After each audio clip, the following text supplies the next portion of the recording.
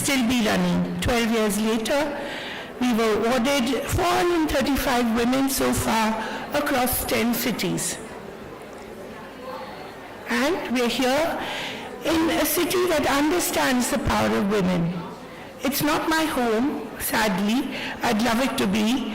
But whenever I come here, late at night or early in the morning, I'm really struck by the profusion of women in the public space, cleaning the streets, weaving jasmine flowers, or just going to work in factories and in homes. What also strikes me is their perfectly groomed hair, usually with fresh flowers in it, and their brightly colored saris. It gives me great joy, and so it should for all of us. The data bears us out. 43% of the total female manufacturing workforce in India is in Tamil Nadu. Chennai is a leading Indian city for women in tech and manufacturing, with 35% of its workforce being female. So no surprise that we have Malika Srinivasan of Taffy as our chief guest. She's emblematic of a city that is really all about women power. Taffy, as you all know, is one of the largest tractor manufacturers in the world, completely made in India and for the world. Tamil Nadu has a lot of other women who perhaps are not so visible but should be. It has over 5 lakh self-help groups. It is third in female literacy after Kerala and Himachal Pradesh, with a total fertility rate of 1.4 and ready to hit population stabilization by 2035. Safe streets, or at least safer than Delhi, government assistance, working women's hostels, one right here, I think, across the road, which really struck me. We don't really see these in Delhi, where I come from. And all these, I think, have really helped to make and help women claim public spaces, whether it is unionized auto drivers, and we have a champion here among the Devis today, or as post office workers, as I was reading the other day. Chennai also has a remarkable history of women in public life. The women in Madras apparently voted in 1921, which I didn't know, which is ahead of 90% of the world. As one historian wrote recently in the New Indian Express, because of course I only read the New Indian Express, women have built this city with bricks, blood, and words. And it was in the New Indian Express again that I read some of the history of some of the amazing women who seem to have been forgotten.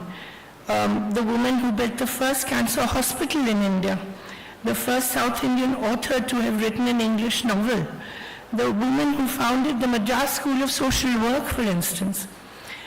And I think a lot of it, of course, has to do with the grassroots level institutional building programs which date back to 1989. And also, I think, the fully state-funded 1997 program called Mahalet Thittam. I hope I'm pronouncing it right. And even more recently, I was really thrilled to learn of a very interesting but small initiative. But again, it tells you it's emblematic of how progressive the city is. The Gender and Policy Lab, set up by the Greater Chennai Corporation in 2022, is the first of its kind effort by any urban local body to mainstream gender concerns in public infrastructure. How I wish we had this in Delhi. These are all amazing innovations given what's happening to other cities in India. Chennai is because of women like you. It's because of its educators, its dancers, its singers, its scientists, its factory workers, its farm workers. And tonight we will be honoring many of these women, and I can't wait to introduce many of them to you, although you seem to know quite a few of them already, which is always nice. So first, though, let us have the welcome speech by Lakshmi Menon, our CEO of the New Indian Express. Lakshmi, as you can see, we walk the talk. Little louder applause would be nice. Thank you. Thank you, Kaveri. Good evening, ladies and gentlemen. A very warm welcome to Devi Awards, Chennai, an evening where we celebrate excellence, honor, inspiration, and put the power of women firmly in the spotlight. Now, being in Chennai, we know a thing or two about resilience. After all, we survived the blazing sun that could fry an egg on the pavement, the monsoon showers that appear without any warning whatsoever, and mornings that begin only after a strong filter coffee that could fuel our entire workforce. Tonight, we celebrate that very spirit of resilience in women of Tamil Nadu. Tamil Nadu has always been a land of Shakti. As we say in Tamil, Pennan Shaktiye Samugathin Shakti. From our goddesses to grandmothers, from classrooms to boardrooms, from farms to factories, the women of the state embody resilience, wisdom, and quiet power. They show us every day that true strength does not need to announce itself. It simply delivers results. We're especially honored to have with us as our chief guest, Ms. Mallika Srinivasan, Chairman and Managing Director of TEFE, a visionary leader in Indian industry. She represents leadership rooted in values, purpose, and impact. Leading an organization that supports millions of farmers, she understands growth that is both sustainable and meaningful. We're truly privileged by her presence this evening. A warm welcome to all our Devis. Tonight, we celebrate you. Your incredible journeys remind us that success may take many paths, but determination, courage, and integrity are always the common threads. I extend our heartfelt welcome to each of you who've joined us this evening to honor our Devis. Women who have transformed challenges into triumphs and who continue to make India proud through their passion, perseverance, and leadership. Let us begin by saluting the spirit of the Devis, the power that nurtures, leads, and transforms. Welcome to Devi Awards, Chennai. Over to you.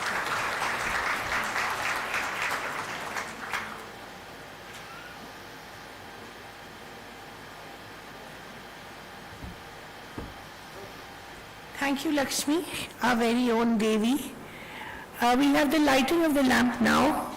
May I request Ms. Srinivasan, Mr. Prabhu Chawla, Editorial Director, TNIE, and Ms. Lakshmi Menon to come to the stage and light the lamp. Thank you.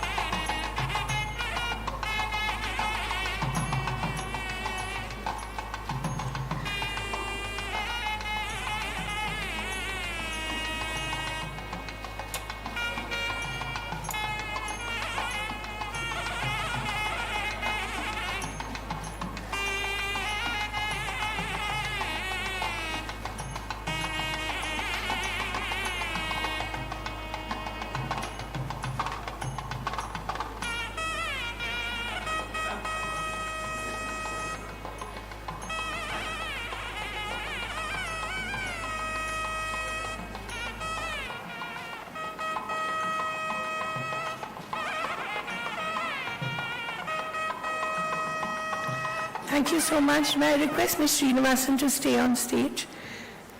We'll be doing a little interview. If you could take your seat. And we'll also have the Devi song. Magesh, if you could play that.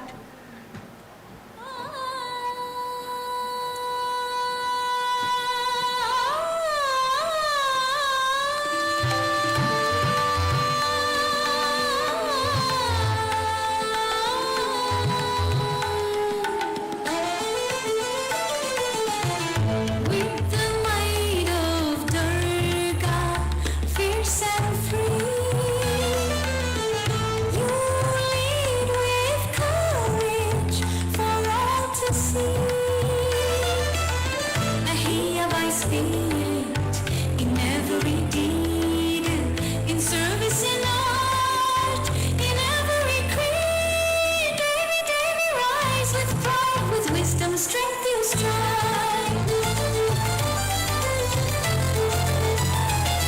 From the classrooms to the vast sky, with knowledge you touch the stars so high. In maps, in books, with a curious mind, you read and find what we thought we'd find. All Indian women with strength and grace, you light up the world in every place. From ancient wisdom to future storm, your spirit sings in triumph strong.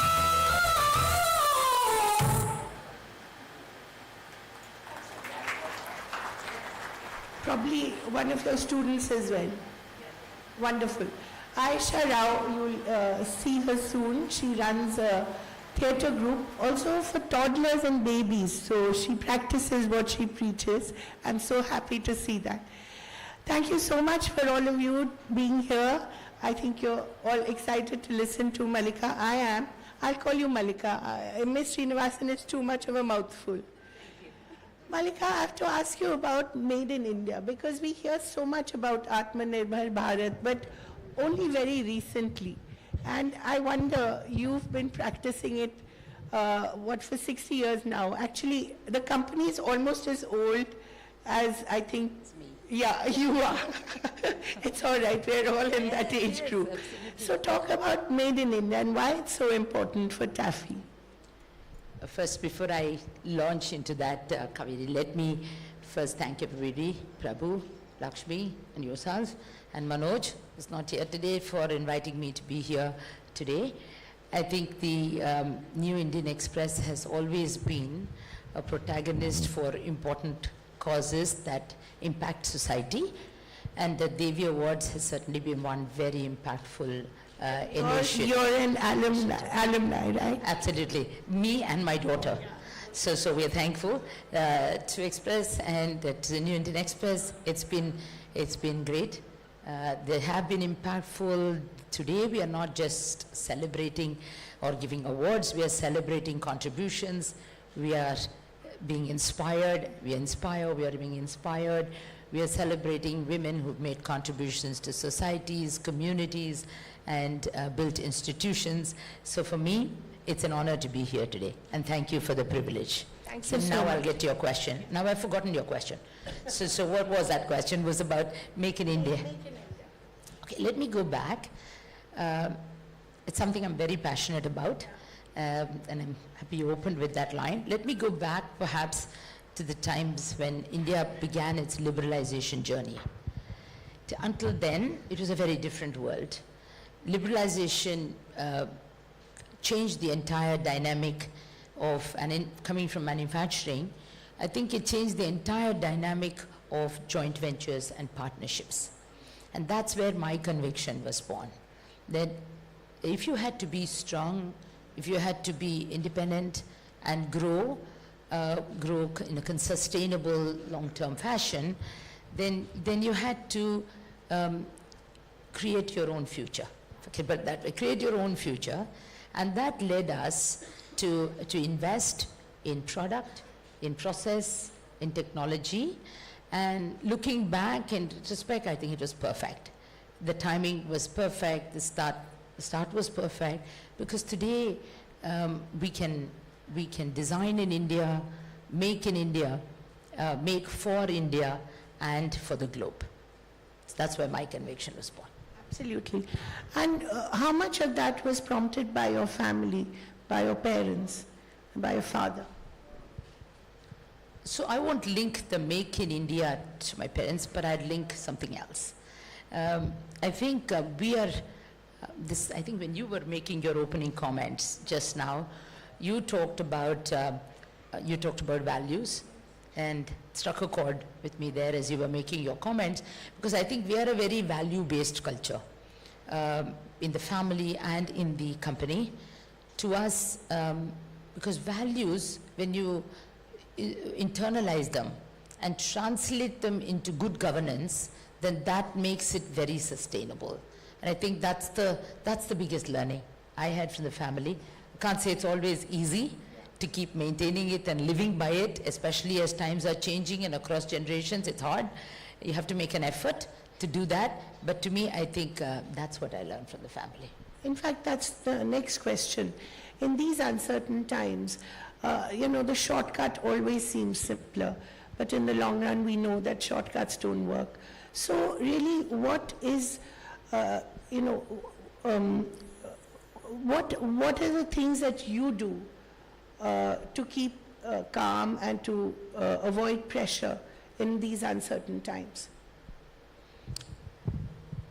I don't know what I do, but I certainly can say that when there are challenging times, there is a lot of pressure. Sometimes you anticipate it, sometimes you don't. It just hits you, bolt from the blue, and most often bolt from the blue. And if you are ambitious and you want to do something with your life, you are going to have challenges. So I think the first is to accept that. To accept that if you're aiming, if you're aspiring for excellence, you're aiming for being out of the ordinary, if you're going against the current, so to speak, you are going to have challenges, and that's part of the scene. So I think is really about developing a very calm, practical, and rational approach, and that helps us through it, without losing sight of where you want to go. So it's a fair amount of determination to keep calm sometimes, but I think that's what it takes. Often with young women especially, older women, especially in leadership positions, don't always give them the full picture of the challenges. I've heard this a lot from a lot of young women. They say that, women in leadership positions make it look so easy, but it's not. So what is the advice that you would give them? Because it isn't. It is tough. And especially if you have families, you have aging parents, young children, there's so many challenges. You want a role in the company, you want a role in the public sphere, so many things that a woman wants to do. And yet sometimes she feels that she's not able to do that. Is that a self-limiting thing, or is that something that she needs to, as Sheryl Sandberg would say, lean into? I think first you said that it is tough. Yeah. And I think the more you think about how tough it is, the tougher it gets. So I have a slightly different take from saying constantly thinking about the toughness is really gets tougher. So my often approach is it's about a very positive attitude, and that's why I talked about being practical. You got to accept this is what it is. This is where it is. This is my context. This is the situation, and work your way through that. And therefore, I don't think it's about not telling them all the trouble that there is. There's more trouble if you think there is. So I think that's the point I'm trying to make. There will be trouble for everyone. The challenges for everyone. Let's understand our context. And only one thing perhaps I can add is to say, go with the flow. Go with the flow. Keep your vision clearly in focus. But like a river meanders along, you might have to change course now and then, but keep that vision in sharp focus. In fact, I love what you said, like the river meanders, because often we seem to be in a hurry.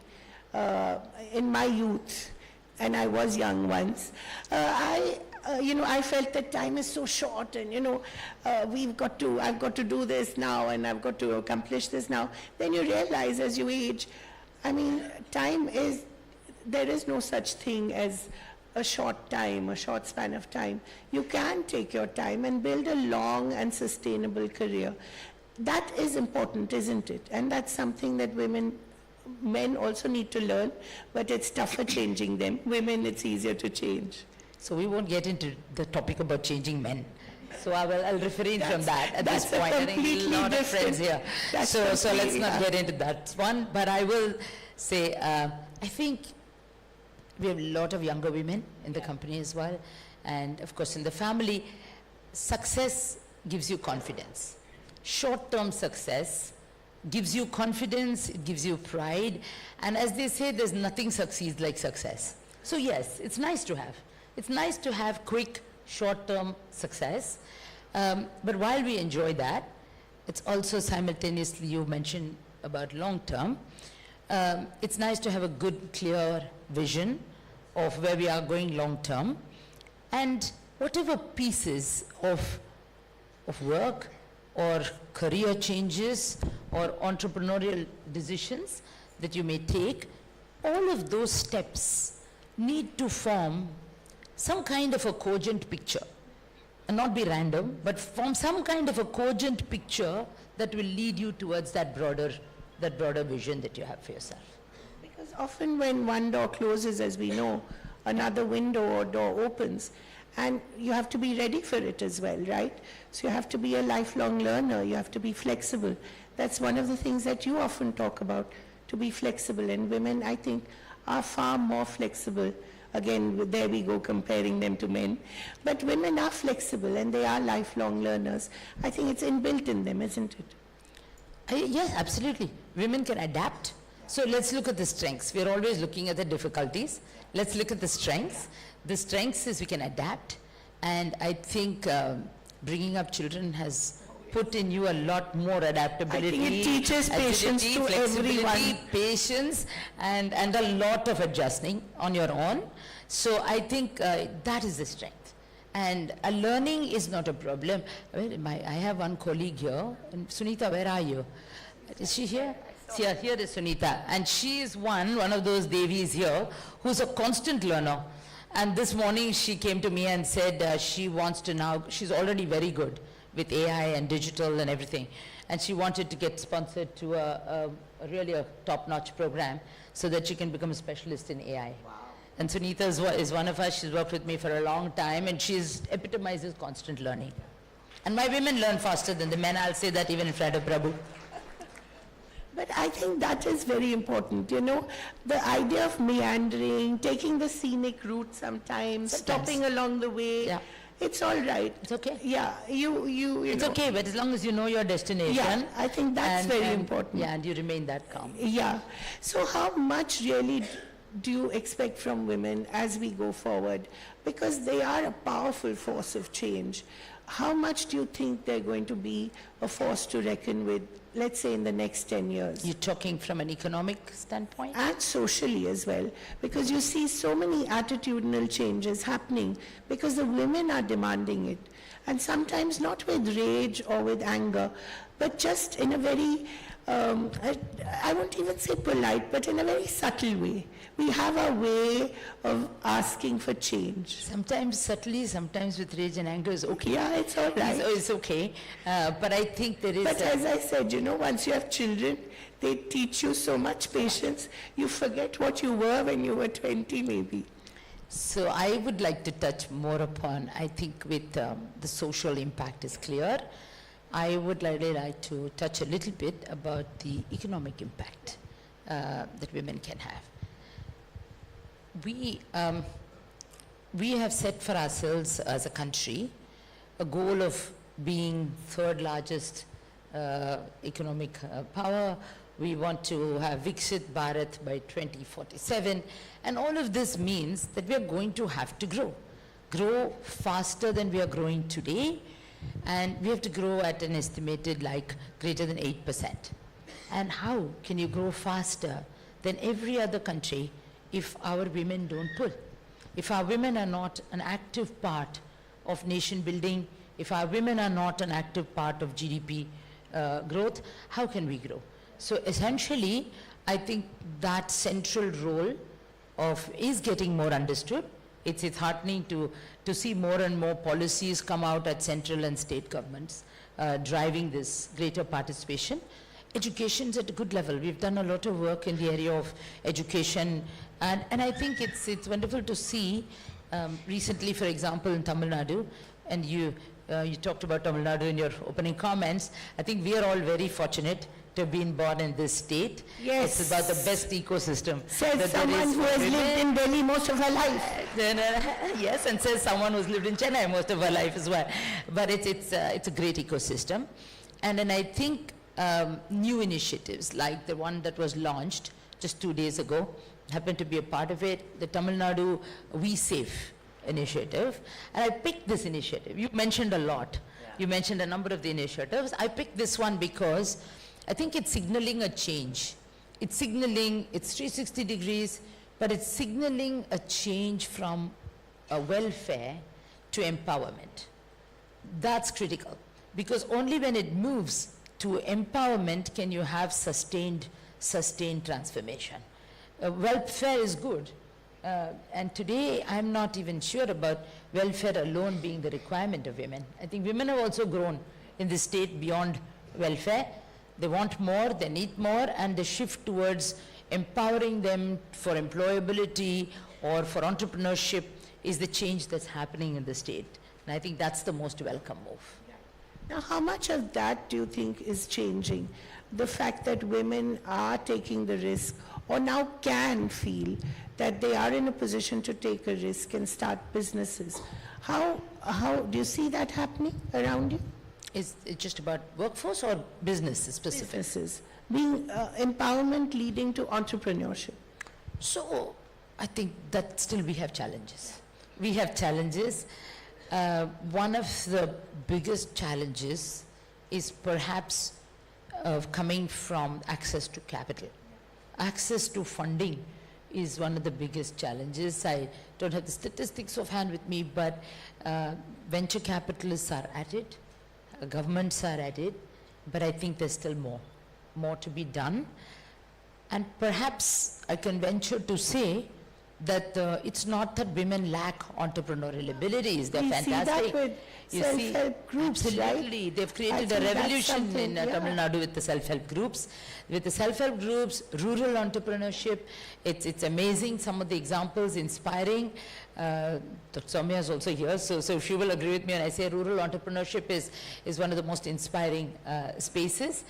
But at the core of it, if I can venture to go that far, to say I think entrepreneurship as in the case of participation in the workforce or in the case of rising to corporate, the C-suite kind of rise, is all rooted in one fundamental problem, and I think that's what we have to attack. So what we need is really social transformation. That will help all three: participation in the workforce, entrepreneurship, and corporate leadership. I wonder, as a boss, sometimes have you seen really bright women having to sort of opt out of the workforce? How heartbreaking is that because of a domestic issue, or, maybe the husband's getting transferred, or she has to take care of the children or aging parents? Happens How all the time. heartbreaking is It that? happens all the time. Yeah, but it's really terrible to see that. It really depends on the individual. That's why I say there is a social transformation that is required. And there's no running away from that. Right. So the other thing that I wanted to focus on was the fact of manufacturing. And, you work, obviously these are tractors, and you work with farm workers. I've always noticed that, I forgot that we were not sitting across the dining table or in the drawing room and having a conversation. But I've always noticed that the back-breaking work of farming is actually done by the women. I wonder when it comes to mechanization, I think it's all the men who usually work the tractors. I wonder what you've observed in this, and how much of that you've seen, and what do you think can be done about that? So yes, women do some of the labor, but I think it's moving beyond. It's moving beyond being agricultural laborers to being entrepreneurs. Right. The farm. You talked about the self-help Yeah. groups, and I think they're also very iconic. And you talked about tractors and women. Yeah. Artists. I want to share with you an example. I've seen you on a tractor. And I'll share with you a more inspiring example than seeing me on a tractor. And I think we have a number of women farmers who work on our machines. And I think one of the most inspiring has been a lady from Rajasthan. She's from the Bishnoi community, very traditional, and they're always in their gungat, but she had to take care of the farm. And that was the sole livelihood. So without defying her culture, she has learnt, and for a couple of decades now, learned to drive that tractor and do every farm operation with her gungat on. So she can't see, she cannot see, she cannot, doesn't know where, but she does a fantastic job. And she's one of the highest yields in that area as well. So we have some really Whoever she inspiring is, a warm round of applause for her. yeah, and I'll show you one more example of an iconic farmer from our own state. Some of you may have heard about her, and for me, she has been a big inspiration. Patamal is her name, often known as Pati. Pati was 105 years old, and got her, only recently passed away, and got a Padma Shri in 2021, one of the most active cultivars and one of the most innovative farmers, taking lab to land ambassador, taking technology with respect to soil, she was completely organic. So she took all the techniques to the land and she taught and mentored so many generations of farmers and actively working herself well past 100. Amazing. So I think that's a very, very inspiring story, and I could go on with this. That's the invisible working Yes. woman, right? But what about the visible working women? How do we increase their participation? Can things be done to make sure that there are more women in the workforce? Can we improve the conditions in factories, in in offices? What can we do there? So let me start with offices and what we do in the corporate. Every corporate does something today.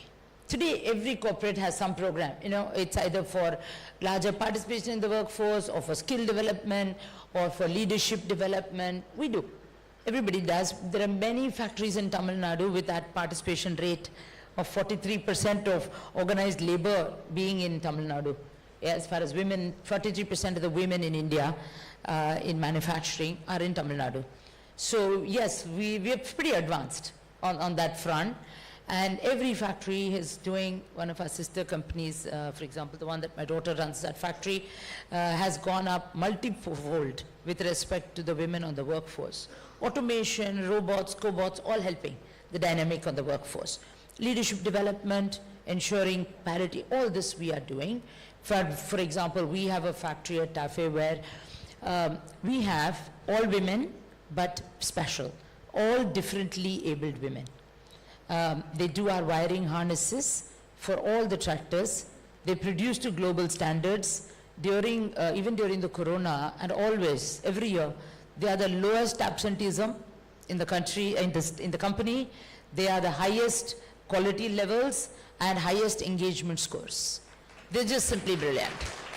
And they've all feel so empowered because they're all, and one of them has turned out to be an international athlete as well in the Paralympics. So we have some very inspiring examples there. That's what corporate India is doing. But corporate India can't do it alone. There is a very, as I mentioned, social transformation, but there's a lot of government policy and government initiative. And maybe I'll touch about 2, 3. There's so much that can be done. But maybe I'll touch upon a couple, 2 or 3 that are particularly close to my heart. Not in any order of priority, but one is vocational training.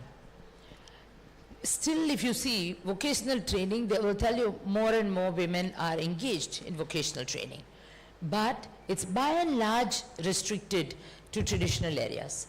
Childcare, nutrition, nurses, and so on. So one thing we can do is to make vocational training way more diverse, and that would give better employability.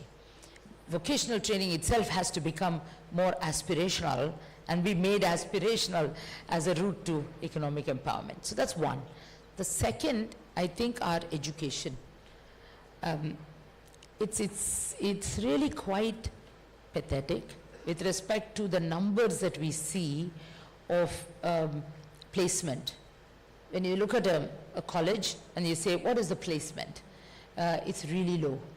Because I think our educational policy needs to be more agile, adaptable, and align with what it requires for employability. It's out of sync with what is required for employability. The third point I'd like to make, and I think this is across all levels, doesn't mean, it is across all women need this, whether they're in factory, whether they're self-help groups, whether they are in the tea gardens, whether they are in corporate, whether they're in leadership. Everybody needs access to high-quality, dependable childcare, certified childcare. So and this needs to necessarily be maybe a public. If we can create a fantastic digital public infrastructure, why not a high-quality, certified digital, not digital, public childcare infrastructure? And if that is there, that would transform things. And finally, I'd like to keep talking to you about this transformation. I think government can play a role through social awareness campaigns, through campaigns that stress that equality is a very foundational principle. If it's a foundational principle, and that needs to be emphasized, it needs to start at home. It needs to start in homes, and it needs to be in the schools, and I think government can do a great job. If government and schools align in this objective, I think then we've won a big victory. Absolutely. The other thing that struck me was your tenure as the chair of the PSEB. I wonder, what is the kind of leadership that you saw there, and how tough was it to choose or to let your preference be known for a particular candidate? And what is the kind of leadership, what is the kind of diversity? Did you come across interesting women who've done amazing work? Talk a little about this experience. Thank you. I will not talk about the process, except to say that it's a very transparent, merit-oriented process. But I'll talk about my learnings from this. I think when I joined the PSB, and I didn't ever dream that I would have anything to do with the public sector. Well, anyway, I was in this position, and what I've learned is, 5 years ago, I'll give a statistic, and absolutely do not claim that I'm responsible for this, but I'll just share a statistic. 5 years ago, when I came into this role, everyone was talking about disinvestment. You don't hear so much about disinvestment anymore, because the performance of the public sector, with all the government investment and all the support from government, and with the right people, in the right place, has just skyrocketed. Good tailwinds, everything together has skyrocketed. If you look at market cap of public sector, it has grown at, pardon me if my statistic is slightly off the mark, but approximately 39% CAGR over the last 5 years. So the talent is there. The talent is there, and its government is supporting it, government's investing, and it's all about across, you see, it's amazing. And across all sectors, and these are serious sectors: energy, shipbuilding, mining, steel production, power, so very, very, heavy infrastructure sectors. And some, you asked me about inspirational women examples. There's been good talent, and they've been given an opportunity and an environment to succeed. And I think, for example, she was the first woman, I believe, on the IOCL board, and she ran all their refineries. She was our pick. She came as director refineries. Then currently we have the chairman of the Power Finance Corporation, also who's a woman. So, and I could go on. So there are plenty of very good examples, although I would like to say that I wish the pipeline were thicker. What does good governance mean in these times especially? I'm so sorry, this is really getting to be a habit. It's very disconcerting when you think that you're having a nice chat. But tell me, what does good governance mean in these uncertain times, especially when you don't know what that man sitting in the White House or the Golden House or whatever he's going to call it these days is going to get up and do in the morning? As I said earlier, I give you an example of the liberalization era, when it was very volatile times. And at that point, Indian industry was also not as confident as Indian industry today. So I think today we are way more confident, and in terms of being able to face the onslaught, and we are looking as a nation, as an industry, we look for opportunities. Just look at what happened with the EU trade pact that happened. So we find avenues for growth, and we explore those opportunities. And governance is about holding your values and translating them into governance that you can actually institutionalize and internalize. Talking about values, can we articulate what these values are? What would you, how would you define them? Absolutely, you can articulate. You need to articulate. We had these values that came down from maybe generation to generation, but a couple of decades ago we sat down and said, I think if we want to institutionalize this, we need to articulate this. So we put down a value statement, we put down a set of values, and this was not done by just the top management team. This had employee representation across, came together. Sunita created a value wheel out of it to communicate it properly. And we definitely have put it down very, very clearly. And not only put it down, we came up with who would, for example, projects where we had sponsors for that particular value so that we could institutionalize it. We've taken a lot of consistent effort through that. Yes, we have it articulated. We've reviewed it recently. We've perhaps tightened it, not veered very far away, but tightened it for the modern generation to say we need to project these a little bit more differently, we need to package it. But it's clear, there are some values which are very eternal and you need to hang on to them. For us, for example, it's ethics, it's quality, it's customer, and it's long-term relationship with our stakeholders. So we have them fairly well articulated.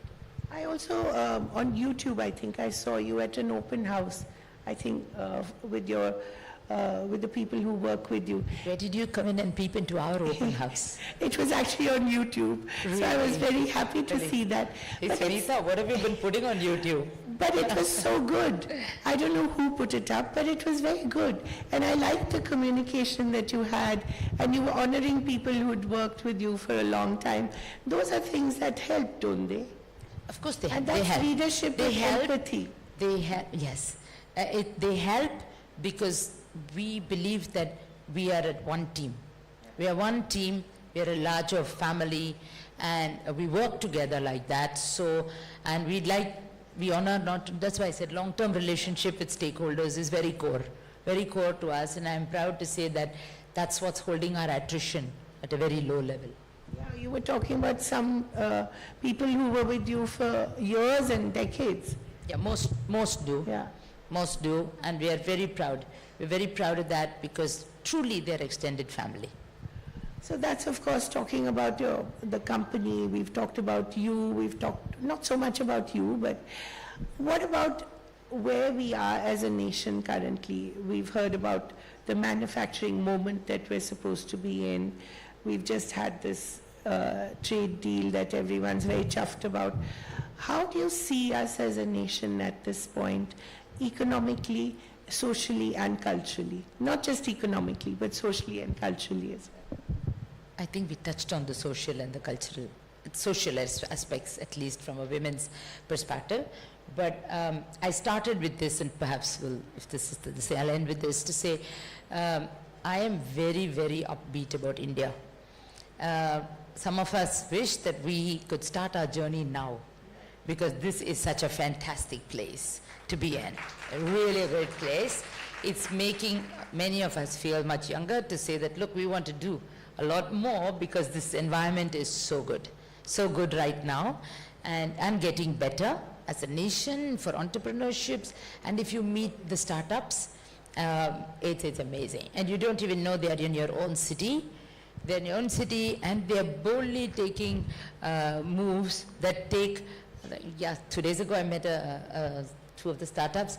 Both of them were from the space sector, and we have 125 startups in the space sector.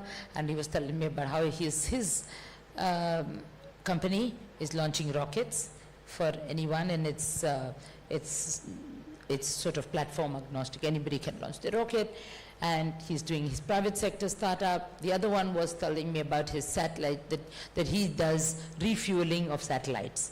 So he sends up the satellites to refuel the other satellites. Amazing story. So, and I asked each one of them, and we were a group of people, and I asked each one of them, all started saying, what about IP?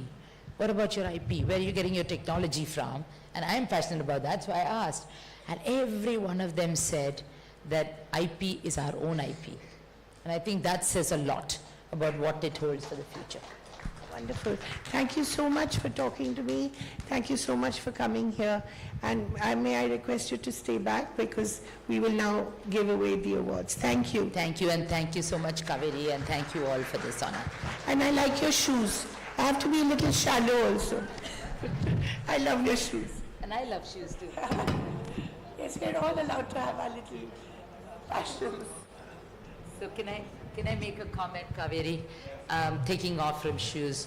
So one thing I always tell my women in our twin meetings and say, we usually meet around Diwali time or New Year time, and we will ask them, how many of you spent on yourself? Right.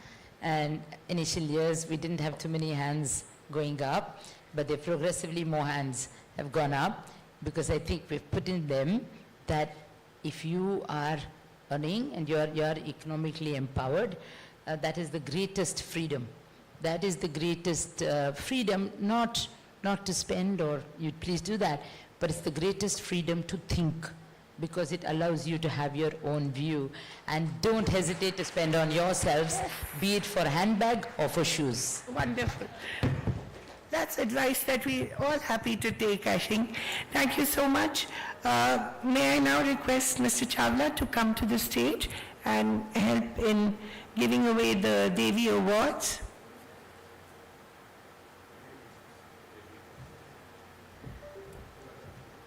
We just do a little bit of stage clearance. Mr. Chawla, you keep the mic, please.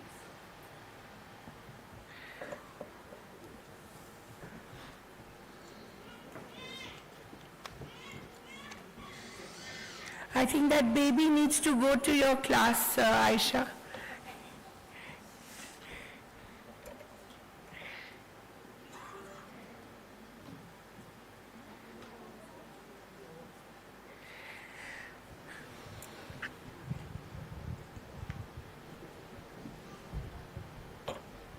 Great. So we'll begin with the Devi Awards, and thank you all. It looks so lovely from here, let me tell you, looking at all of you from here. You look fantastic.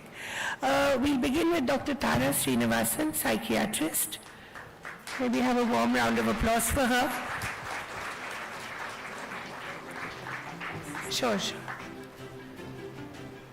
For a trailblazing contribution to mental health care, from lobbying for the inclusion of psychiatric disability in the Persons with Disabilities Act 1996, to developing ideas, a measuring tool to assess mental disability. As co-founder of SCARF, Schizophrenia Research Foundation, an NGO in Chennai, Dr. Srinivasan has also pioneered the use of mobile telepsychiatry. And let me tell you, that has really changed a lot of lives. So thank you for that. So the New Indian Express honors Dr. Tara Srinivasan, Devi of Compassion. May we have the award, please.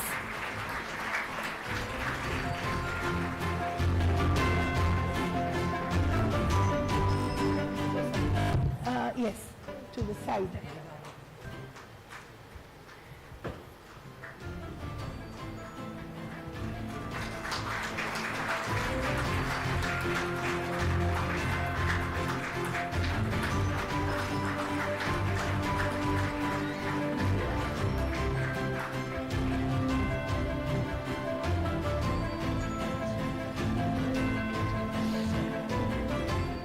Dr. Srinivasan, may I just ask you a couple of questions? It was very difficult to persuade her to come to the front. I think she is so used to working quietly, silently, and she had to be really persuaded to come and sit up front. But Dr. Srinivasan, I wanted to ask you about working with schizophrenics, working with people who suffer from schizophrenia. It's so demanding. How do you cope with it? I mean, I want to talk about mental health in general, not just schizophrenia, because as you all of you know, mental health is becoming an increasingly important part of health Yeah. and general well-being. And I just want you to all understand that 1 in 4 people in the world suffer from some kind of stress or emotional disorders. That is a kind of number that we are dealing with. Schizophrenia, yeah, it is really at one extreme end Yeah. of the problem, and it needs many, many years of understanding and research and dedication to work with them. But our present concern is the young people of today who are facing a lot of problems in their day-to-day lives with the advent of AI and many other social media playing an impact. I would encourage all of you to just one thing, ask them to seek help. Yeah. That's the most important message that I want to give all of you. Please don't hide it under the bushel. Let them go and seek help, and that indeed is most important. Thanks to the Express Group for this opportunity and this award. But Dr. Srinivasan, just one more question related to that. Help isn't always available. I think we've seen that trained psychiatrists, psychologists are still a rare commodity in India. How do we help overcome that? See, help need not always be with a professional. Right. It can start with your family. It can Right. start with your friend. It can start with your colleague who is prepared to hear you out.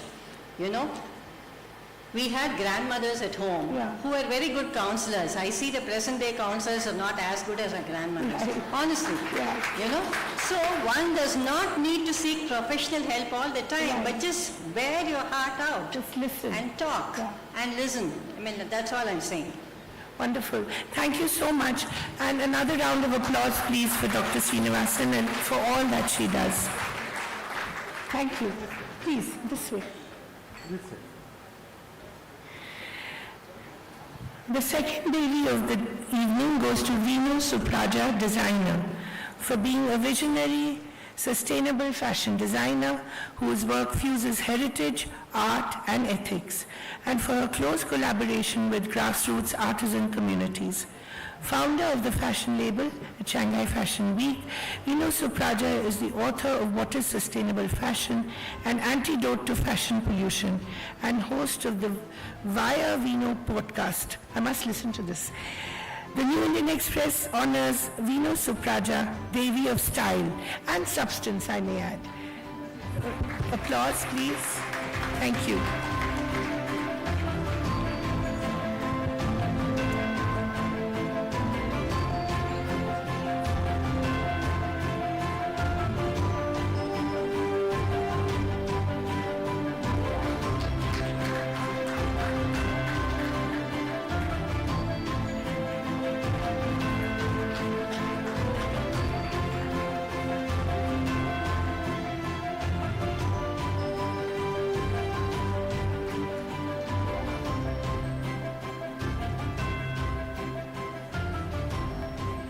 We just heard Dr. Srinivasan talking about grandmothers.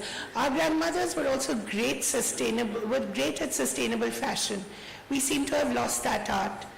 Why? And how can we revive it? The very big loss that this generation has is the wardrobe stories. Yeah. If we look at our grandmother's wardrobe, it used to be a trunk box, and there was a story attached to every single sari that she had. Yes. And that's the reason she didn't throw them away. Yeah. She kept it and gave it off to the next generation. We don't have a reason to buy anything. We just go for a coffee, find a sale somewhere, get that 75th t-shirt on our wardrobe, and Or we throw it just off. press a button online and Yes, night order it. scrolling, just press and buy, right? So we don't have that emotion attached to our clothes, and I think that's the biggest loss that we have, from our grandmother's days to ours. What are you doing about that? I have stopped buying clothes for many years now, and my family and friends pity on me. They think I'm repeating clothes because, I've gone crazy. But that's another thing that we have lost, right? There is nothing wrong in repeating what you have already worn, and you should be a proud repeater of clothes. If somebody is judging you for repeating a garment, I think it's not your problem, it's their problem. And I think it's a sign to just stay away from them. That's very toxic, I guess. I love your hairband. Oh, thank you so much. Thank you.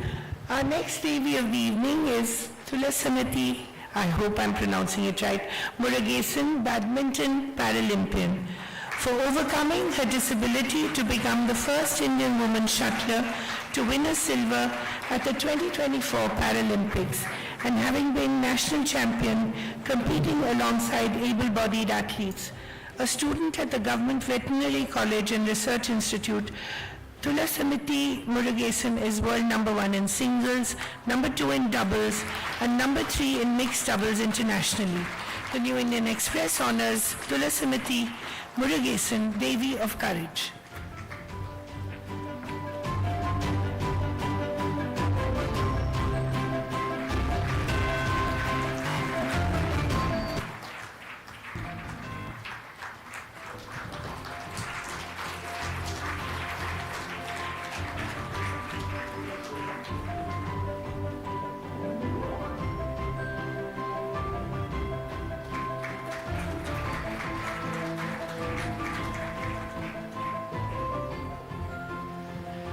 Tulasi, I wanted to ask you, apart from being a badminton player, you're also training to be a vet. Talk a little about why you chose to be one. Obviously love animals, but... Good evening, everyone. First of all, I feel so grateful to be here and receiving this Devi Awards 2026 by the New Indian Express. Standing here in between all these incredible women itself is a big honor for me, and also I feel so small in this room. No way. I think I'm a veterinary student now, final year veterinary medicine student. I think my father is the one who motivated me since childhood. He was my coach for the past 13 years. I come from a lower middle class family. My father is a daily laborer, and we lived in a hut house where rainy days and summers are so important for us. During rainy days we used to keep vessel to catch water, and during summers it would catch fire. Happened quite a few times. During all these situations, my father was the one who stood for us and made us to achieve something in life. As my left hand is shrunken, everyone called me alien. Due to my dark skin tone, I was teased as Karupi in my school days. And I also heard a daily wage daughter cannot become a doctor, but now I'm standing here as a final year veterinary medicine graduate, and also as a first Indian woman shuttler to reach finals and win silver medal in the Paralympics. The schedule is quite hectic. I used to wake up morning 4:30 and goes to practice by 5 till 7:30 practice, and coming back 8 to evening 5 p.m. college, and then coming back 6 p.m. to 8 p.m. practice, and then 9 to 11 studying, and then going back to sleep, and then repeat. Quite tiring to say, right? This has been my routine for the past 13 years. I think I'm working hard, so I'll still work hard and try to get more medals for our country and make you all proud. So next week we are traveling to World Championship to Bahrain. So I'll request you all to keep me in your prayers and wish me good luck. Thank you. Thank you. Thank you so much. Thank you. I think this is what I think Malika meant when she talked about having a goal. Once your goal is quite clear, no matter what the hurdles, you will get there. So I think she epitomizes that. Wonderful. The next Devi of the evening is Ganpati Santhi, nursing superintendent, for saving lives of many newborns while mentoring a whole new generation of nursing professionals and being instrumental in establishing the Human Milk Bank at the Institute of Child Health and Hospital for Children, EGMO. It's a first in Tamil Nadu. As nursing superintendent, at the Hospital for Women and Children, MMC Egmore, Chennai, Santi has had a distinguished career spanning 35 years. The New Indian Express honors Ganpati Santi, Devi of Love.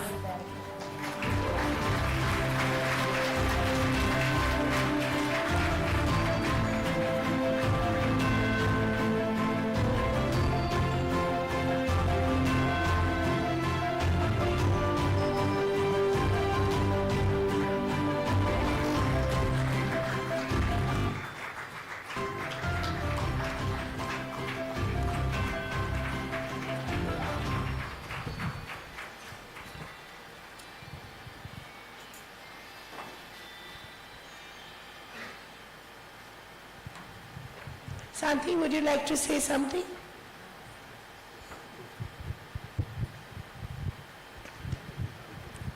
Good evening, everyone.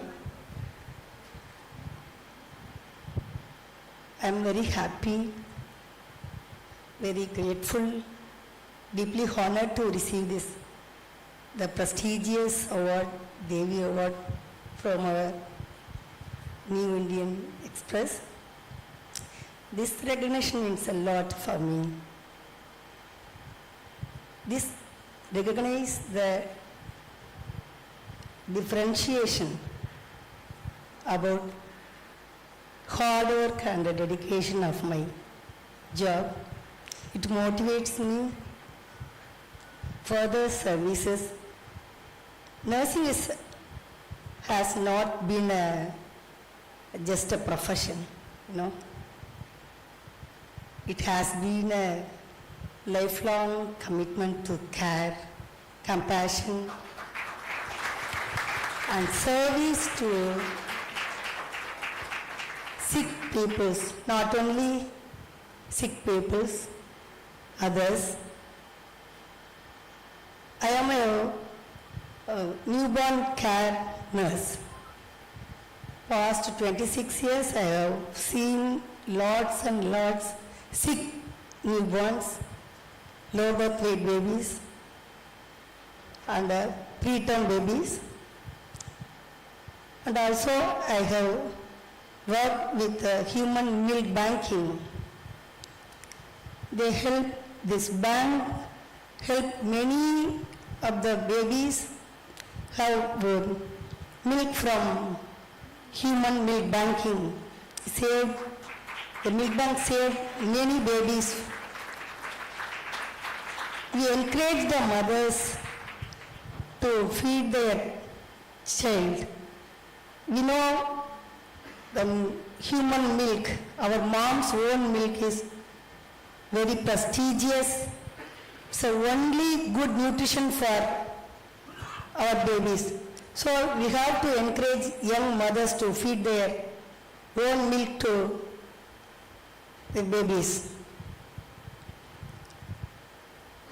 This time, here I would like to thank my parents, my family, and all our team members. Thank you. And all the babies that you've taken care of. All the babies that you've taken care of, I'm sure they're very grateful. Thank you so much. Thank you. The next Devi of the evening is Dr. Soumya Swaminathan, pediatrician and scientist. For being a globally recognized public health scientist with over 4 decades of experience in clinical care, research, and health policy, and playing a pivotal role during COVID-19 by coordinating global scientific efforts and helping establish COVAX to ensure equitable vaccine access for low and middle income countries as the World Health Organization's chief scientist. The New Indian Express honors Dr. Soumya Swaminathan, Devi of Scientific Research. May we have a huge round of applause for her. I think we all remember the COVID days and how tough they were and how much of a part she played in reassuring us.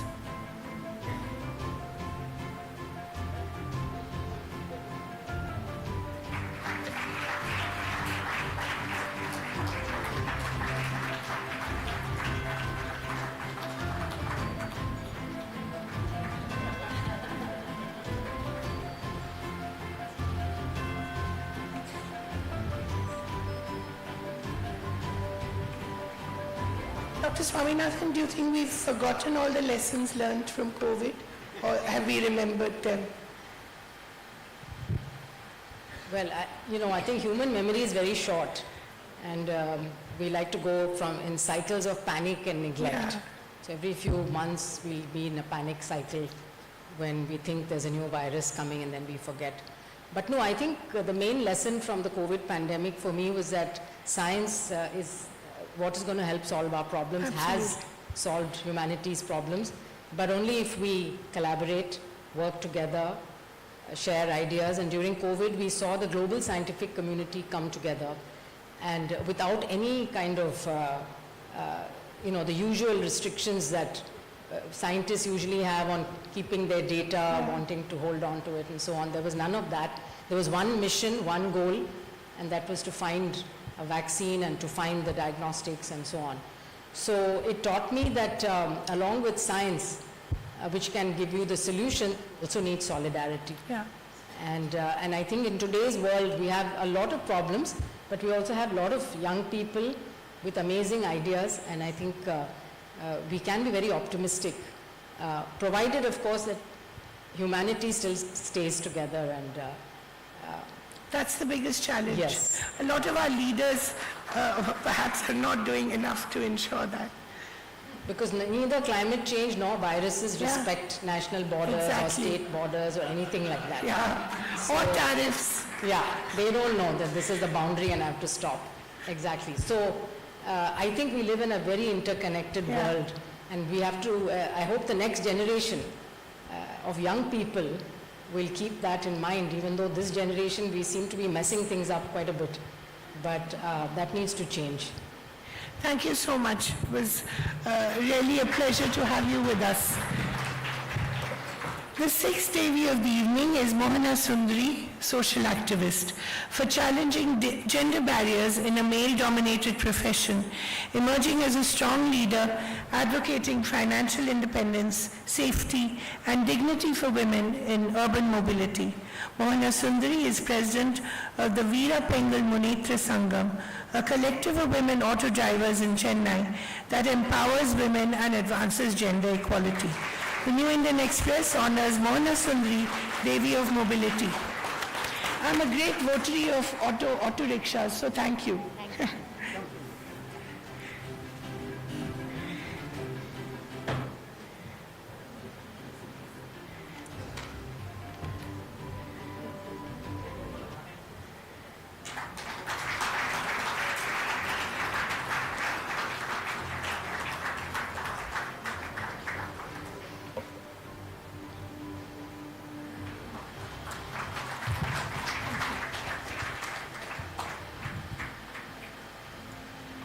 So Mona, I feel autos don't get enough respect, you know. They're such wonderful, you speak in Tamil, but they're such wonderful ways to get about, you know. I just wondered how it was when you began driving an auto, how it was compared to, you know, it's quite a male-dominated profession. So how was it received? Thank you. Right, please.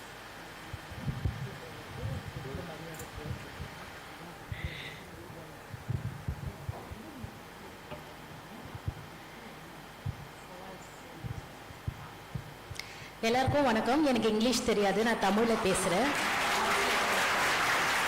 We understand you. நான் ஒரு auto driver. கடந்த ஒரு 8 வருஷமா நான் auto ஃபீல்டில் இருக்கேன். 2 wheeler 3 wheeler 4 wheeler all vehicles வந்து நான் டிரைவ் பண்ணுவேன்.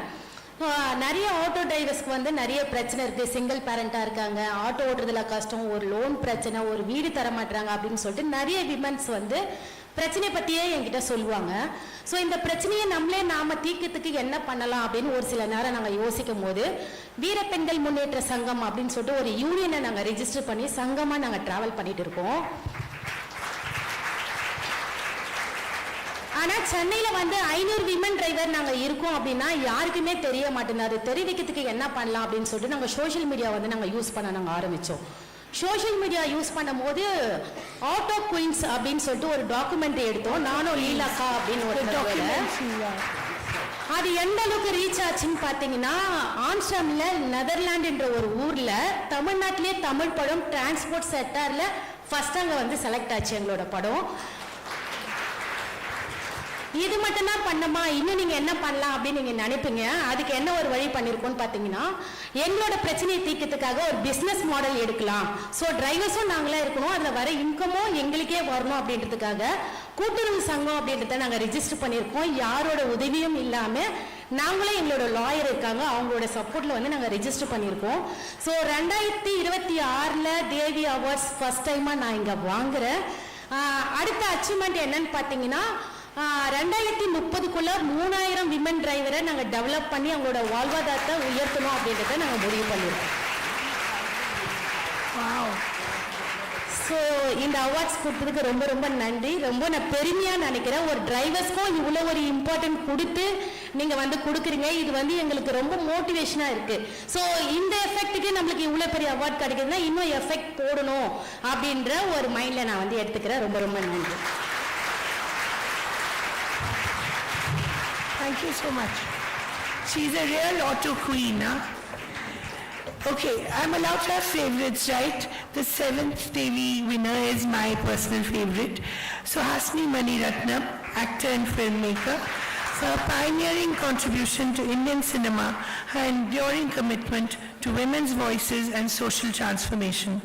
Across 4 decades and over 350 films, I don't know how she does it, so Hasni Maniratnam has shaped stories with empathy and courage, while extending her influence beyond the screen through mentorship, institutional building, and the NAM Foundation. The New Indian Express honors Suhasini Maniratnam, Devi of Transformation. Of course, please. May we have the NAM coaches here? And you must explain what they do. Because Nitya told me, but I think we should tell everyone.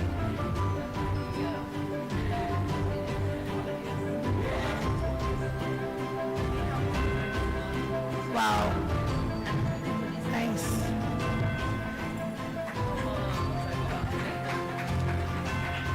That's lovely. Please.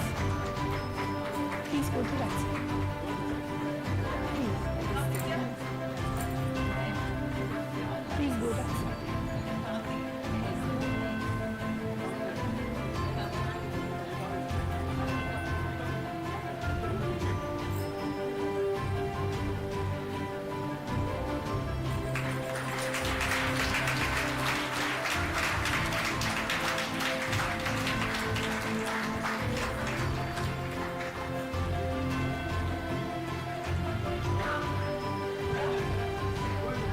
I hope someone's taking good pictures.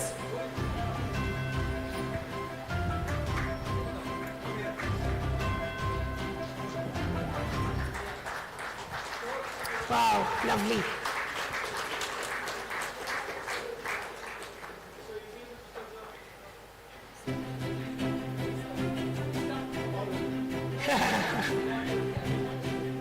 We need male allies, sir.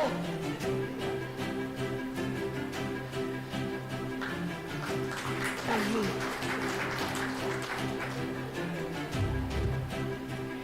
So Hasni, I want to ask you about NAM Foundation.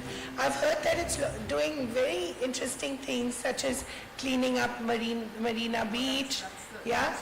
And you're working on the library. Yeah. So talk a little about all these initiatives, and it's all with the NAM women. Talk about it. Good evening, everyone. Although I actually want to ask you about Dulquer Salman, but it's all right. She did a lovely ad with him recently.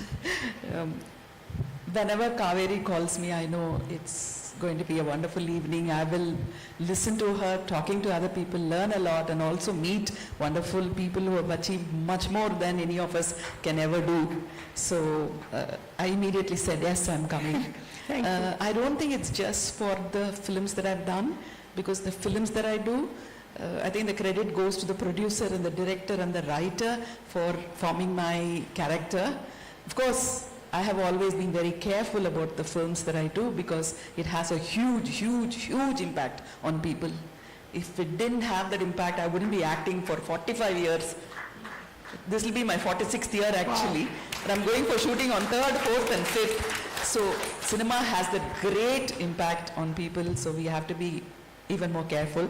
But today I think it's all about NAM Foundation. We are a 16-year-old NGO and we take care of single women.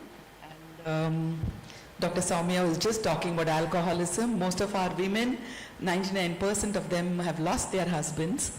And that 99%, 90% have lost it to alcohol.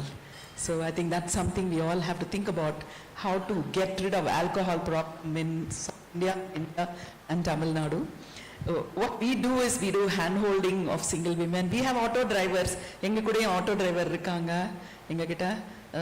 யாரெல்லாம் பேரு சொல்லுங்க ஆண்டாள் இருக்காங்க and then there was one lady in the beginning yeah, we have about 3-4 auto drivers and we bought them autos and we have valet parking drivers whom we trained and you know and yes 16-year-old NGO and now I think we are starting a citizens movement called N Chennai.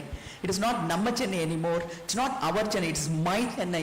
All of us have to take civic responsibilities and there's a big group of people who have decided to kind of help the corporation and the city for a cleaner Chennai. It's not enough if our GDP is up. We have to have that civic sense and also so many wonderful people here. This Victoria Public Hall is going to be a destination for true art. It's not playing to the gallery. We all have, you know, done enough playing to the gallery. This will be art and real art form. And it's just been restored, right? Yes, it's been restored, 1887 built. Now there is a beautiful 300-seater hall and I'm going to be curating the first 48 concerts. Wow. Can you believe it? I didn't even realize that I'm going to do it. I told them 6 months I will help them out. Saturday and Sunday. The inauguration is going to be on 7th of this month. So that's it. That's and an occasion. yeah, so credit goes to all the wonderful women who are all sitting there and the women who haven't come today too. Thank you so much for this award. I'm really honored. And Mallika, a small thing like your shoe, I told as she came, I said, see, they always talk about women against women. Women is women's enemy and all that. That's not true. I knew Mallika was coming and she has long hair, so I tied my hair today. I didn't want to be competition, you know, not competition of long hair today. So I decided that. So women are women's friends. Yes, we have to be together. Not like we are against men. We love you. Okay? I love my husband. I love my son. I love you too. But all women, we have to be together. Can't exist without each other. Yes, absolutely. We all love money too, so it's all right. You can tell him that when you go home. I'll tell him. I'll tell him I'm delayed because they all love you. So you take care of your dinner yourself. Thank you so much. Thank you. A huge round of applause. I think the NAM women were also so amazing. It's so lovely. The 8th Devi of the evening is Deborah Tyagarajan, museologist, for her pioneering contribution to the world of arts, crafts, folk performing arts, and the lifestyles of the 5 South Indian states under the Dakshina Chitra Museum, which I believe is like a Chennai institution. And for telling the stories of thousands of years of heritage. Founder and president of the Madras Craft Foundation, Deborah Tyagarajan was also convener of Intact Tamil Nadu. The New Indian Express honors Deborah Tyagarajan, Devi of Preservation. Can we have a round of applause for someone who's chosen to make Chennai her home and has become an institution in Chennai herself?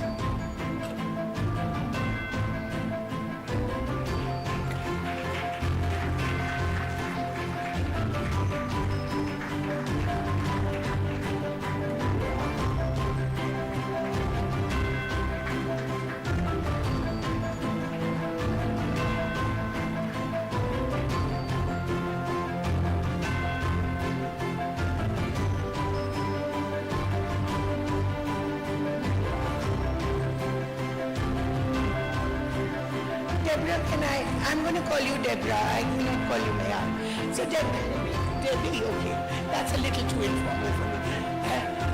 Debbie, when you came to Chennai, I wonder which year it was, and what is it like now? How do you see that change? I came in 1970, so I've been here 55 and a half years actually. Wow. And India has changed a lot in that 55 and a half years. In fact, I'm trying to chronicle it, of all that I've experienced. And of course, I married into an Indian family from Madurai. And it's been a wonderful journey, and I think I've been very fortunate. I've been very enriched by being in India. I don't think I could have had the same depth of experience or relationships with people had I not come to India. And you speak Tamil? I speak Tamil, but I'm not going to try it now. I don't know the difference. Wonderful. So you learned it. Yeah, I've learned Tamil and can read it also. Wow. Well But done. I'm still struggling. I think I'll struggle till I die because it's not an easy language. And I wish I'd spent more time on it through the years. You'll laugh, even though I tried to learn it here. I went back to the University of Pennsylvania when I wanted to start the museum to do more in Indian art. And I went on a fellowship, a language fellowship. So I had to take Tamil courses at the University of Pennsylvania, and they were very strict. And so I learned a lot of Tamil, even in the US. Oh, wow. Wonderful. Thank you so much. And thank you so much for the museum, which I believe is wonderful, and I hope I get to see it next time. I just wanted to say one thing after what Dr. Tara said. Yeah. You know, about 50% of the young people today have mental health problems. And one of the things that we're trying to address at Dakshin Chitra is to show young people particularly how they can go back to their roots, how they can discover, reflect on who they are. Right. Because with all this digitization, it's pretty hard for people to understand where they come from, what they stand for, what their values are. And even a museum like Dakshin Chitra can work on that. Thank you. Thank you so much. The next award of the evening goes to Susanna Turcott, educator, for her unwavering commitment to early childhood education and community development, dedicating her life to empowering vulnerable and differently abled children in India. Through the founding of the Mountain View Nursery and Primary School and her continued work with Relief Projects India, Susanna Turcott has transformed compassion into action. The New Indian Express honors Susanna Turcott, Devi of the Disenfranchised. We have a round of applause for her.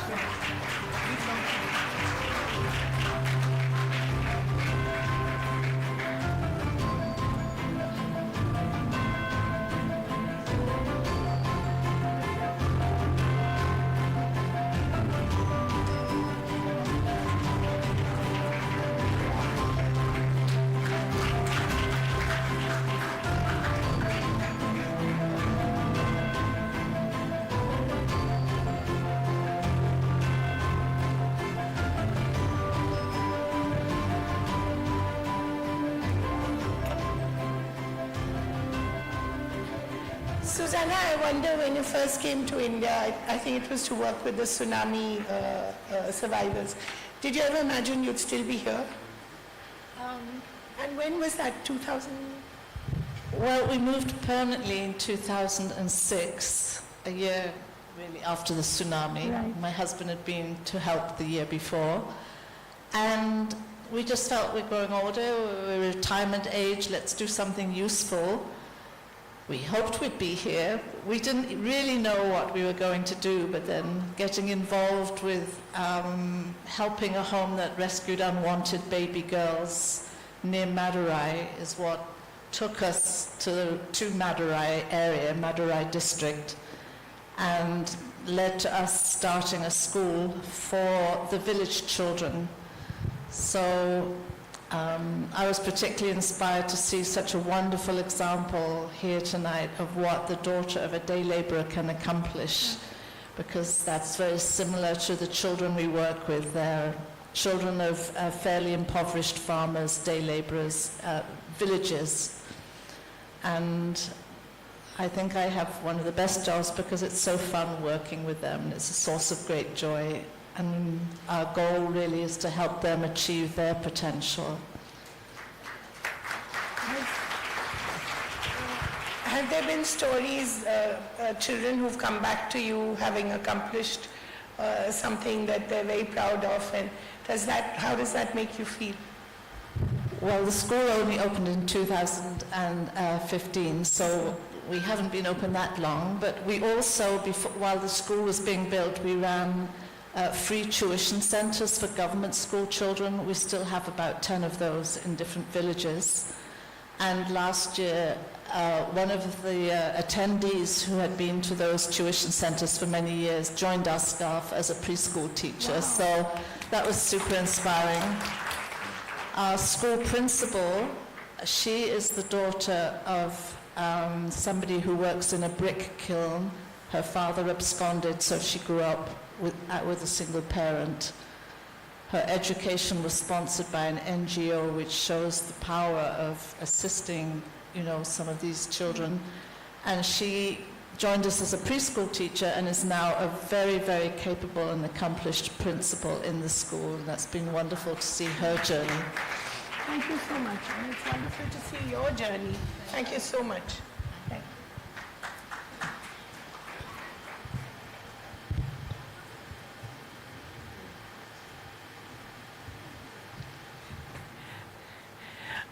Deborah won't tell you, but she's also Katrina Kaif's mother, just in case you wanted to know.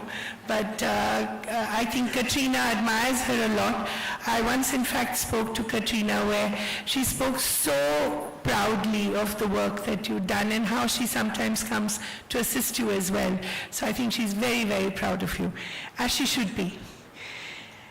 The 10th Devi of the evening is, oh God, these names, no? Forgive a North Indian. Muthamil Selvi Narayanan, mountaineer. For being the first Tamil woman to conquer Mount Everest, wow, and journeying across the highest peaks of the world's 7 continents, which places her among India's most inspiring pioneers in adventure sports. Beyond mountaineering, Muthamil Selvi Narayanan is a powerful advocate for women's capabilities through daring feats that redefine how society perceives women's strength. The New Indian Express honors Muthamil Selvi Narayanan, Devi of Ascent. Can we have applause for her? Oh, please do. Please do call her. Yes. Manogaranna and Kumaran Sedupati, please come to the stage. I always say that the women always call their brothers or husbands. The men, you'll never see them calling their wives on stage when it comes to receiving awards. So please join us. Are you a mountaineer as well? Are you a mountaineer? Acha.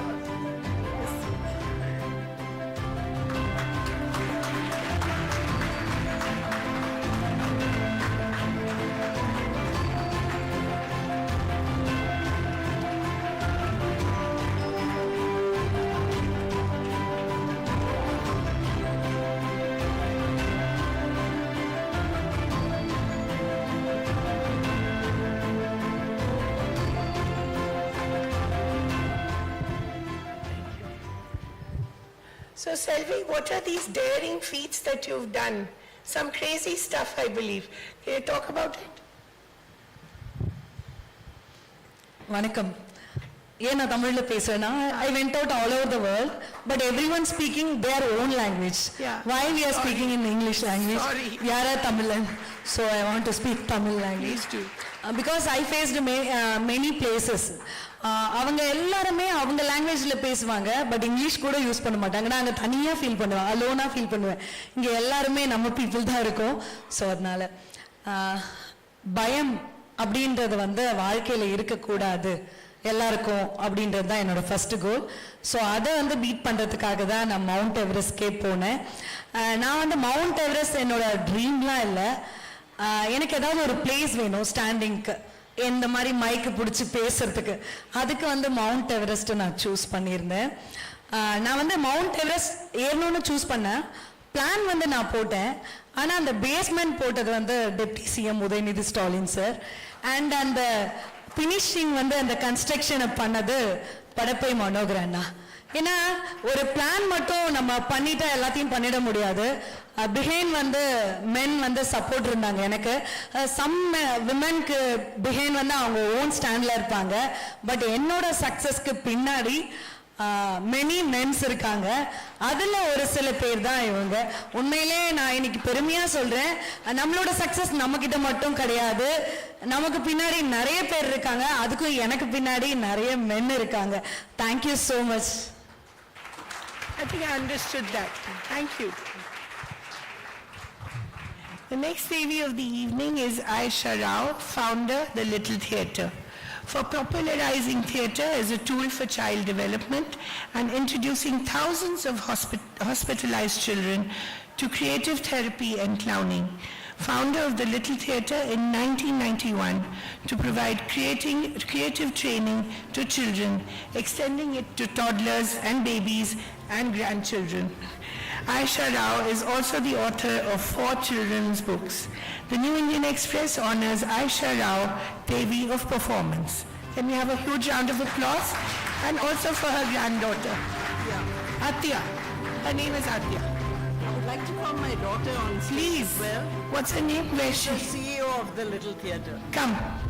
Don't say no. Come. When your mother tells you to do something, you do it, okay? What is this? You have to set a good example to your child. Always listen to mama. No.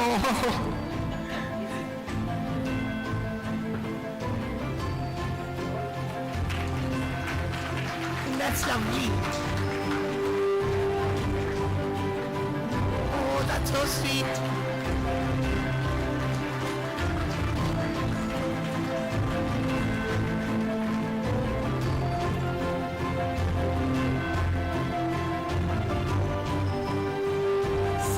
Aisha, how transformative can theatre be, especially for little children? Yeah, I'd like to ask you.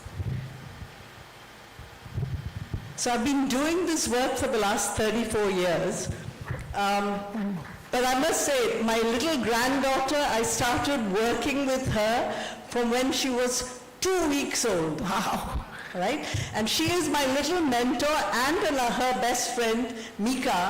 They are the 2 little ones I worked with from when they were 6 months old. And that's how I developed the baby theatre workshops. So I do baby theatre for the 1 to 2 year olds. But toddler theatre I've been doing for the last 16 years for the 2 to 4 year olds. Right. How transformative is it? So this little baby is an example of being brought up through the arts. She does not look at screens. She loves to read. She is learning to play the piano. She will spontaneously dance. She writes her own little books. Wow. Okay? And I think it is because we have been very, very, sure that we wanted to bring her up through the arts. And the arts is what helps you develop the left side of your brain, music and rhythm. And that's what you need to be a scientist. I'm actually a marine microbiologist. Wow, really?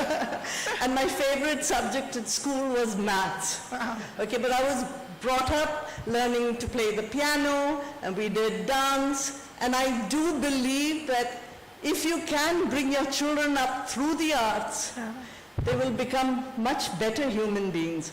You develop empathy, self-confidence, self-esteem, and you end up, appreciating the differences. And that, I feel, is so important in this world today. Yeah. All the things that we've been talking about today, really, that's what leadership is. And I think it's also the arts that will help you with your mental health. Yeah.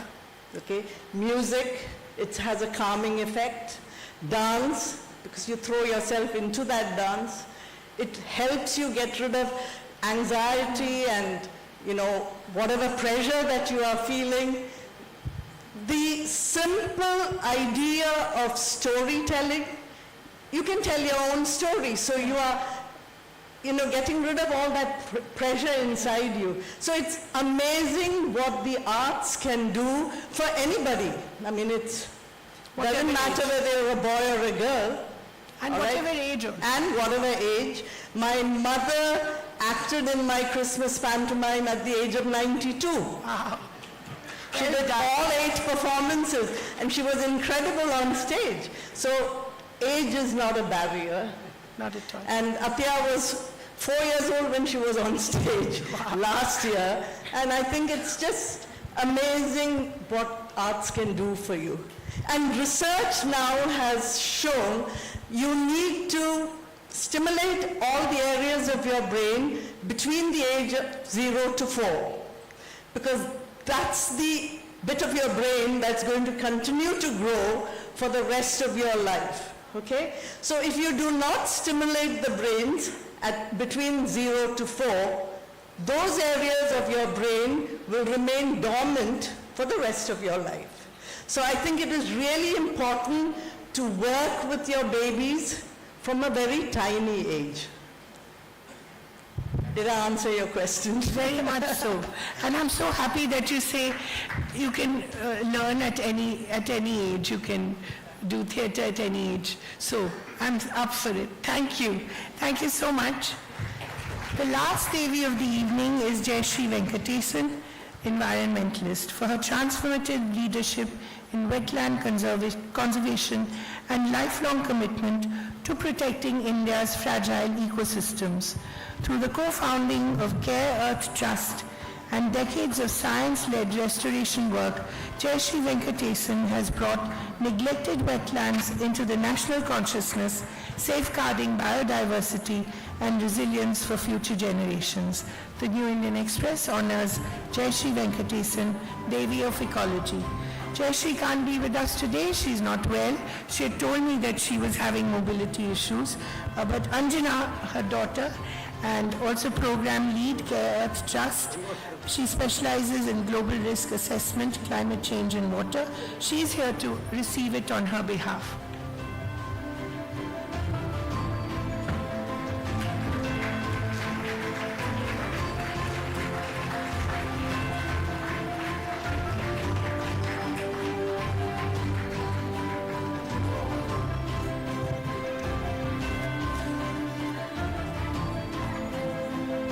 No, Anjana, we won't let you go. Just because your mother's not here doesn't mean you get to escape so easily. What's it been like watching your mother do the work she does? It's tough, but it obviously has had a huge impact on you because you're doing pretty much what she would have liked you to do. So talk a little about her. First, thank you, New Indian Express and the panel for the award. On behalf of her and the Care Earth Trust organization, also congrats to the fellow awardees today. Watching her do what I do, I think I am who I am because of her today. And in fact, she didn't want me to come into conservation because she said it's a very difficult field and choose something easy, that I can do. But somehow I found my way here. And I think in school, whenever they asked this question, who's your role model, who's your inspiration, I could never think of like a political leader or a celebrity, and I wondered why. And then it took me a really long time for the light bulb to go on that she's that inspiration for me. So really proud of receiving it on her behalf today. Thank you so much. Thank you And so much. I'm sure she's very proud of your work as well. Thank you so much. Yeah, first may I request Mr. Chawla to gift a memento to Ms. Srinivasan, then we'll do the photo op. All of you, please get your trophies ready. We'll do a photo op with all of you, and I hope you get to keep that picture as well.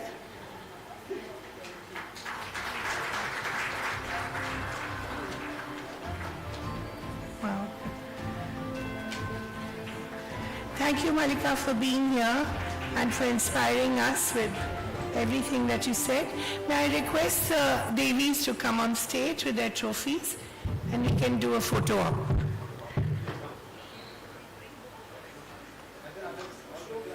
And then I'll ask Lakshmi to come and deliver the vote of thanks. Lakshmi, you'd like to do it now? And then you can join the photo op. Sorry, come. While they're assembling. As we come to the close of this inspiring evening, on behalf of the New Indian Express Group, Our heartfelt gratitude to Ms. Mallika Srinivasan, Chairman and Managing Director of TEFE, for so graciously joining us this evening. Her tales of empowerment of the farmers of Rajasthan and a party of Tamil Nadu, the need to be focused on values and not to lose our focus on the vision is something that we would remember. A warm thank you to our presenting partner Adani for their continued support of the Devi Awards.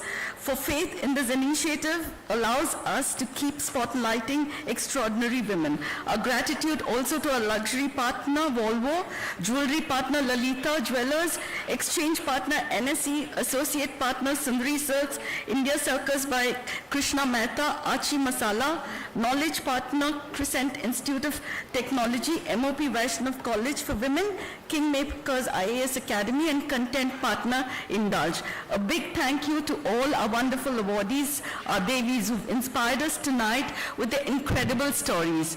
You are the reason this platform exists, and your journeys remind us that empowerment is not an event, it is a continuing movement.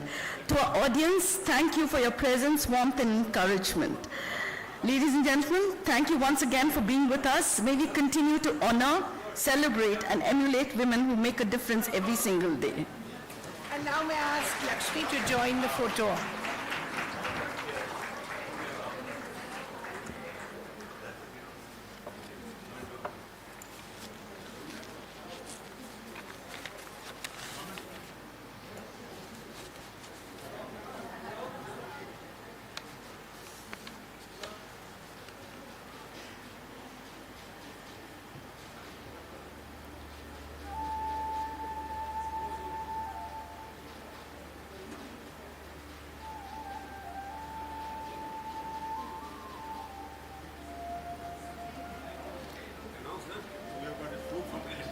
Okay. Thank you very much, ladies and gentlemen, for being such a good audience. Thank you all the Devis. And now for dinner, we have, please do join us. And Lakshmi, you want to talk a little bit? Apparently, it's quite a feast, so please do join us. Thank you so much. See you next year.